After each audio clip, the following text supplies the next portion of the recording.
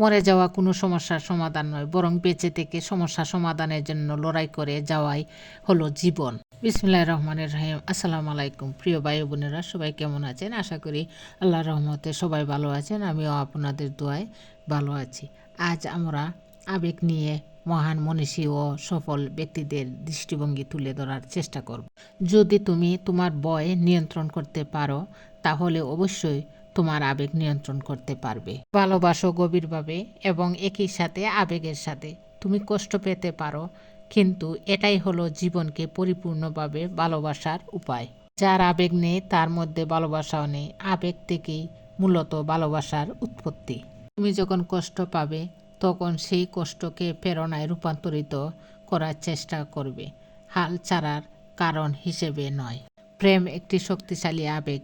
প্রেম অন্য সব কিছুকে গুরুত্বহীন করে দেয়, কারণ অন্য সব আবেগ এত বেশি শক্তিশালী নয়। তোমার সেই আবেগগুলো তোমাকে কষ্ট দেয়, যেগুলো একান্তই তোমার মনে হয়। আমি আমার আবেগের দয়াতে থাকতে চাই না, বরং আমি এটা ব্যবহার করতে, উপভোগ করতে এবং এটার উপর আধিপত্য বজায় রাখতে পছন্দ করি। যদি সম্ভব হয়, তবে কখনোই তোমার আবেগ দিয়ে কোনো সিদ্ধান্তে পৌঁছাবে না। এটি তোমার জীবনের সবথেকে ভুল সিদ্ধান্ত হতে পারে। তোমার আবেগগুলো তোমার মস্তিষ্কে জৈব রাসায়নিক জ্বর ছাড়া কিছুই নয়, এবং তুমি যে কোনো সময়ে যে কোনো জায়গায় এটা নিয়ন্ত্রণে রাখতে পারো। তোমার বাক স্বাধীনতার অভিব্যক্তি যদি তোমার মনে আঘাত করে, তাহলে বুঝবে তোমার মন প্রচণ্ড আবেগপ্রবণ।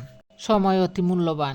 খেয়াল রেখো যেন তুমি এটাকে আবেগে অপচয় না করে সঠিক ব্যক্তিদের সাথে ব্যবহার করো। জীবনে চলার পথে অনেক কিছু এড়িয়ে চলতে হয়, ঠিক তেমনি আবেগকেও এড়িয়ে চলা দরকার। যখন মন ভালো থাকে তখন আমরা গান শুনি, আর যখন মন খারাপ থাকে তখন আমরা গানের কথাগুলি শুনি। কষ্ট পাওয়া জীবনের জন্য খুবই জরুরি একটা বিষয়।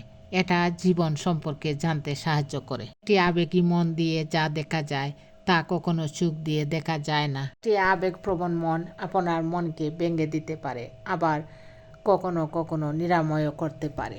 তোমার মন হচ্ছে তোমার চিন্তা ভাবনার দাস, আর তুমি হচ্ছ তোমার আবেগী মনের দাস। তুমি যদি নিজের আবেগ নিয়ন্ত্রণ না করো, তাহলে তোমার আবেগ উল্টো তোমার কাজগুলো নিয়ন্ত্রণ করবে, এবং এটি ভালো নয়। যদি তোমার মনের আবেগের উপর নিয়ন্ত্রণ না থাকে, তবে মনে রাখো তোমার ভবিষ্যতের উপর তোমার নিয়ন্ত্রণ থাকবে না। তোমার মনের আবেগ এবং তোমার চিন্তা ভাবনা তুমি নিজেই নিয়ন্ত্রণ করো। কারো কোনো অধিকার নেই এই দুইটি জিনিসের উপর। ধন্যবাদ সবাইকে। ভিডিওটি ভালো লাগলে লাইক, কমেন্টস ও শেয়ার করবে।